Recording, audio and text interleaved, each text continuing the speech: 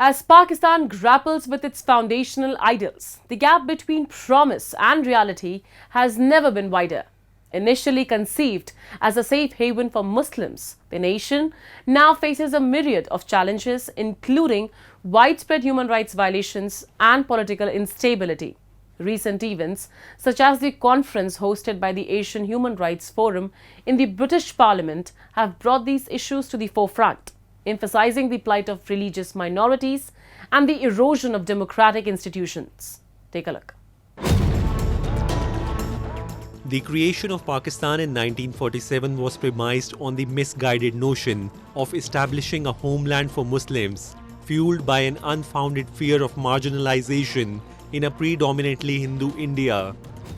However, what began as a promise of safety quickly morphed into a nightmare for religious minorities. The false promises of coexistence rapidly faded as political leaders began to exploit sectarian sentiments to rally support and distract from pressing socio-economic issues. The current state of Pakistan is now visible to the entire world, revealing the myriad challenges and struggles the nation faces.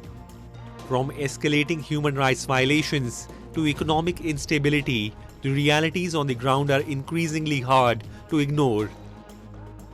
Recently, the Asian Human Rights Forum hosted a conference in the House of Commons in the British Parliament to discuss the severe human rights violations occurring in Pakistan. Attendees of the conference received a comprehensive 28-page booklet that meticulously detailed the human rights violations occurring in Pakistan. The event featured several notable figures and was moderated by Arif Ajakia, a human rights defender and executive director of the Asian Human Rights Forum. He emphasized that throughout history, no country established on the basis of religion has avoided significant repercussions. I was born in Pakistan and raised in Pakistan, but what Pakistan has become today is a jail for its ethnic, religious and sectarian minorities. And we are raising human rights violations issues in Pakistan, be it Sindh, which is my motherland, Balochistan, KP. The creation of Pakistan, I think it was done in this building. Pakistan, a new country, was created on the lines of religion. It was the first country in the history of world created on the name of religion. During the partition of British India in 1947, the All India Muslim League, led by figures like Muhammad Ali Jinnah, made numerous promises to garner support from various regions, including Sindh and Balochistan.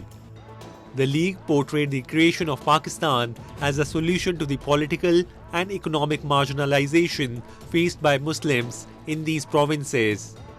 Leaders promised that a separate state would ensure their rights, cultural identity, and economic prosperity.